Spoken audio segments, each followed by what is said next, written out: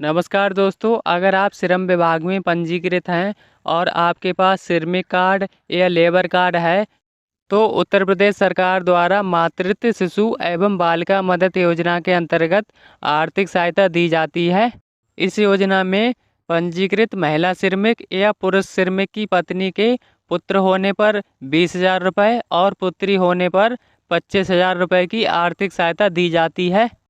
तो इस वीडियो में हम आपको मातृत्व शिशु एवं बालिका मदद योजना का ऑनलाइन आवेदन कैसे करना है, इसमें कौन कौन से डॉक्यूमेंट लगेंगे, इसका बिल्कुल लेटेस्ट प्रोसेस दिखाने वाले हैं। इस योजना का लाभ लेने के लिए श्रमिक के पास लेबर कार्ड होना चाहिए जो शिशु के जन्म से 1 वर्ष पुराना होना चाहिए। इस योजना के अंतर्गत निर्माण श्रमिक के प्रथम 2 बच्चों की सीमा तक ही लाभ मिलेगा। इसमें शिशु के जन्म के 1 वर्ष के अंदर तक ही आवेदन किया जा सकता है। मातृत्व शिशु एवं बालिका मदद योजना में डॉक्यूमेंट की बात करें तो आपके पास बच्चे का जन्म प्रमाण पत्र तथा परिवार रजिस्टर की नकल होनी चाहिए। दोस्तों, अगर आपने अभी तक हमारे YouTube चैनल को सब्सक्राइब नहीं किया है तो हमारे चैनल को सब्सक्राइब करें, वीडियो को लाइक तथा शेयर करें। इसका ऑनलाइन आवेदन करने के लिए आपको गूगल पर UPBOCW लिखकर सर्च कर लेना है। इसके बाद आपको UPBOCW.in की ऑफिशियल वेबसाइट मिल जाएगी, इसी पर क्लिक कर लेना है। इस वेबसाइट का लिंक आपको वीडियो के डिस्क्रिप्शन में मिल जाएगा। इस वेबसाइट पर आने के बाद इस पेज को नीचे स्क्रॉल कर लेना है। यहाँ पर योजना आवेदन के डैशबोर्ड में आवेदन करें पर क्लिक कर लेना है। यहाँ पर सबसे पहले आपका ज़िला जिस मंडल में लगता है उस मंडल का नाम चूज कर लेना है। इसके बाद योजना चुने में मातृत्व शिशु एवं बालिका मदद योजना चूज कर लेनी है। यहाँ पर श्रमिक का आधार नंबर फिल कर लेना है। इसके बाद श्रमिक के लेबर कार्ड में जो मोबाइल नंबर लिंक है उसे फिल कर लेना है। अब आवेदन पत्र खोलने पर क्लिक कर लेना है। इसके बाद श्रमिक कार्ड से रजिस्टर अभी हमने जो मोबाइल नंबर फिल किया है उस मोबाइल नंबर पर एक OTP आ जाती है, उस OTP को यहाँ फिल कर लेना है और प्रमाणित करें पर क्लिक कर लेना है। इसके बाद हमारे सामने आधार eKYC के द्वारा आधार सत्यापित करने का ऑप्शन आ जाता है। अगर आप पहले ही इसे सत्यापित कर चुके हैं तब आपके सामने ये ऑप्शन नहीं आएगा। आधार सत्यापित करने के लिए OTP भेजें पर क्लिक कर लेना है। इसके बाद हमारे आधार कार्ड में जो मोबाइल नंबर लिंक है उस पर एक OTP सेंड कर दी जाती है। उस OTP को यहाँ फिल करके प्रमाणित करें पर क्लिक कर लेना है। इसके बाद श्रमिक के आधार कार्ड की सारी डिटेल आ जाती है। अब इस पेज को नीचे स्क्रॉल कर लेना है। अब डिक्लेरेशन पर टिक कर लेना है और आधार सत्यापित करें पर क्लिक कर लेना है। दोस्तों, वेबसाइट में प्रॉब्लम होने की वजह से अगर आपका आधार सत्यापित यहाँ से नहीं होता है तब आपको इस वेबसाइट के होम पेज पर आ जाना है। यहाँ पर पंजीकरण नवीनीकरण के ऑप्शन पर क्लिक कर लेना है। यहाँ पर अपने लेबर कार्ड की पंजीकरण संख्या फिल कर लेनी है और कैप्चा फिल करके सर्च पर क्लिक कर लेना है। इसके बाद यहाँ पर eKYC के द्वारा आधार सत्यापित करने का ऑप्शन आ जाता है।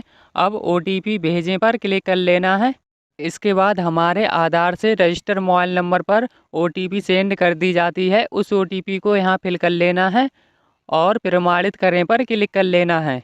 इसके बाद श्रमिक के आधार की सारी डिटेल आ जाती है। अब इस पेज में नीचे आ जाना है। इसके बाद डिक्लेरेशन पर टिक कर लेना है और आधार सत्यापन पर क्लिक कर लेना है। इतना करने के बाद हमारा आधार सत्यापित हो जाता है।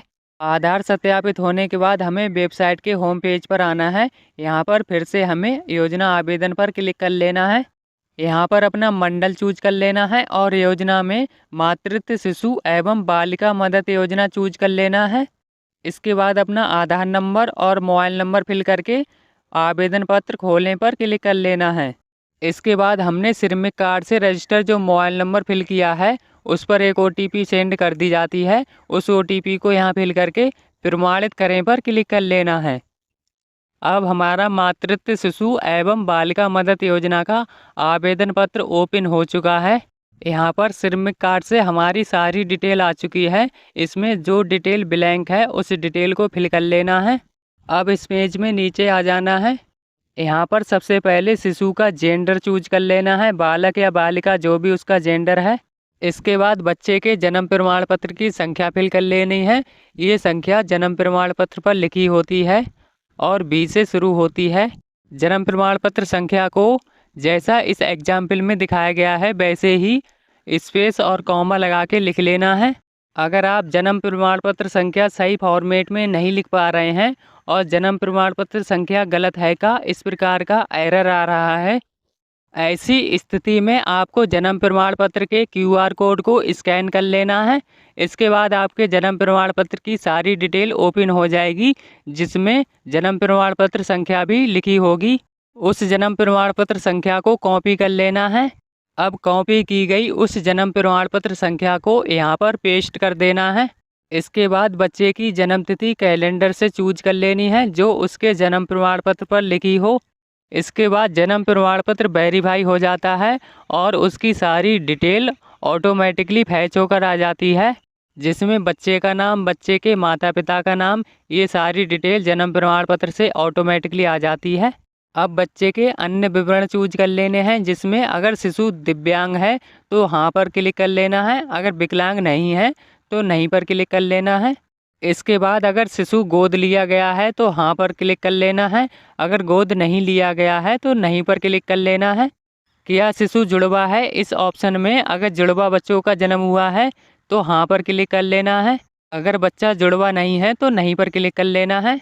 अब डिक्लेरेशन पर टिक कर लेना है और इस पेज को नीचे स्क्रॉल कर लेना है। अब हमें डॉक्यूमेंट अपलोड करने होंगे। इसमें सभी डॉक्यूमेंट JPG, PNG या JPEG फॉर्मेट में होने चाहिए और 200 KB से कम साइज में होने चाहिए। अगर आपका बच्चा गोद लिया गया है और उसका वैधानिक गोदनामा है तो इन सभी ऑप्शन पर टिक कर लेना है। अगर गोदनामा नहीं है तो पहले वाले ऑप्शन को छोड़ देना है। अब बच्चे के जन्म प्रमाण पत्र को फाइल से चूज कर लेना है। इसके बाद कार्य प्रमाण पत्र या नियोजन प्रमाण पत्र में अगर आपने मनरेगा में पिछले 12 महीनों में 90 दिन कार्य किया है तब आप मनरेगा के कार्य का स्टेटस यहाँ पर अपलोड कर सकते हो। अगर आपने मनरेगा में कार्य नहीं किया है तब आपको इस प्रकार के नियोजन प्रमाण पत्र को बनवा लेना है। यहाँ पर सबसे पहले श्रमिक तथा उसके पिता का नाम फिल कर लेना है। इसके बाद उसके गांव, पोस्ट, ब्लॉक, तहसील और ज़िले का नाम फिल कर लेना है। सेवा आयोजक या अधिष्ठान का पूरा नाम व पता में आपने जिस व्यक्ति या ठेकेदार के यहाँ मजदूरी का कार्य किया है उसका नाम, उसके पिता का नाम तथा उसका पूरा एड्रेस फिल कर लेना है। और आपने इस व्यक्ति के यहाँ जिस प्रकार के कार्य को किया है उस कार्य का नाम लिख लेना है। कार्य प्रारंभ करने की दिनांक में आपने इस व्यक्ति के यहाँ जितनी तारीख से कार्य प्रारंभ किया है उस तारीख को लिख लेना है। इसके बाद आपने जिस तारीख को कार्य समाप्त किया है उस तारीख को लिख लेना है। अब कुल दिनों में आपने इस व्यक्ति के यहाँ जितने दिन कार्य किया है उन दिनों की संख्या को लिख लेना है। हस्ताक्षर सेवा आयोजक में आपने जिस व्यक्ति के यहाँ कार्य किया है उसके सिग्नेचर करवा लेने हैं और उसका मोबाइल नंबर फिल कर लेना है। इसी प्रकार से आपने अन्य किसी व्यक्ति या ठेकेदार के यहाँ कार्य किया है तो उसकी डिटेल भी इसी प्रकार से लिख लेनी है। यहाँ पर कुल दिनों की संख्या में टोटल 90 दिन से अधिक का कार्य होना चाहिए। अब आपको इस प्रमाण पत्र में श्रमिक के परिवार के सदस्यों का नाम, जेंडर, आयु और श्रमिक का सदस्य से संबंध लिख लेना है। इसके बाद हस्ताक्षर निर्माण श्रमिक में श्रमिक के सिग्नेचर या अंगूठा लगवा लेना है। डिटेल लिखने के बाद इस प्रमाण पत्र को स्कैन कर लेना है। अब स्कैन किए गए नियोजन प्रमाण पत्र को फाइल से चूज कर लेना है। अब परिवार रजिस्टर की नकल फाइल से चूज कर लेनी है। ये परिवार रजिस्टर की नकल आप ग्रामीण क्षेत्रों में ग्राम विकास अधिकारी या सचिव से बनवा सकते हैं और शहरी क्षेत्रों में नगर निगम कार्यालय से बनवा सकते हैं। सभी डॉक्यूमेंट अपलोड होने के बाद सबमिट करें पर क्लिक कर लेना है। इतना करने के बाद हमारा मातृत्व शिशु एवं बालिका मदद योजना का एप्लीकेशन फॉर्म फाइनल सबमिट हो जाता है और यहाँ पर श्रमिक का नाम, उसकी पंजीकरण संख्या और आपका मातृत्व एवं बालिका मदद योजना का आवेदन पत्र प्राप्त हुआ ये मैसेज आ जाता है। अब यहाँ पर ओके पर क्लिक कर लेना है। अब इस योजना की आवेदन संख्या जानने के लिए और इसके स्टेटस को चेक करने के लिए आपको इसी वेबसाइट के होम पेज पर आना है। यहाँ पर योजनाएं पर क्लिक करके योजना के आवेदन की स्थिति पर क्लिक कर लेना है। यहाँ पर श्रमिक कार्ड की पंजीकरण संख्या फिल कर लेनी है और कैप्चा फिल करके सेंड OTP पर क्लिक कर लेना है। इसके बाद श्रमिक कार्ड से रजिस्टर मोबाइल नंबर पर एक OTP सेंड कर दी जाती है। उस OTP को यहाँ फिल करके सबमिट पर क्लिक कर लेना है। इसके बाद योजना का स्टेटस शो हो जाता है।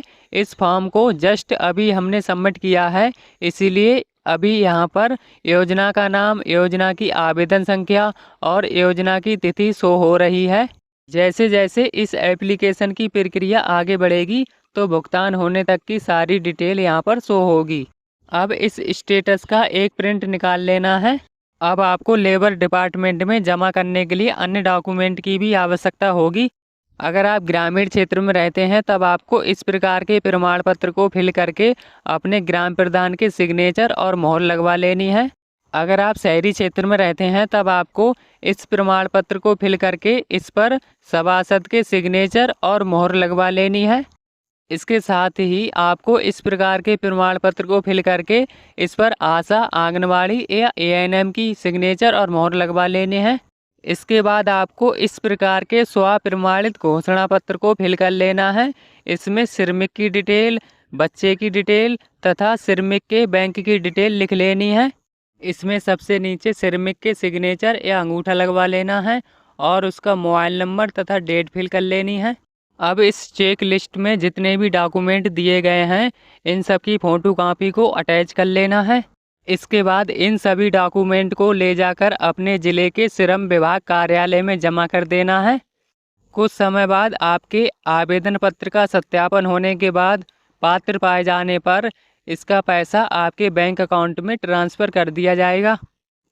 इस प्रकार आप मातृत्व, शिशु एवं बालिका मदद योजना का लाभ ले सकते हैं। दोस्तों, अगर आपको ये वीडियो पसंद आई हो तो इस वीडियो को लाइक, शेयर और चैनल को सब्सक्राइब ज़रूर करें। मिलते हैं किसी नेक्स्ट वीडियो में, तब तक के लिए जय हिंद।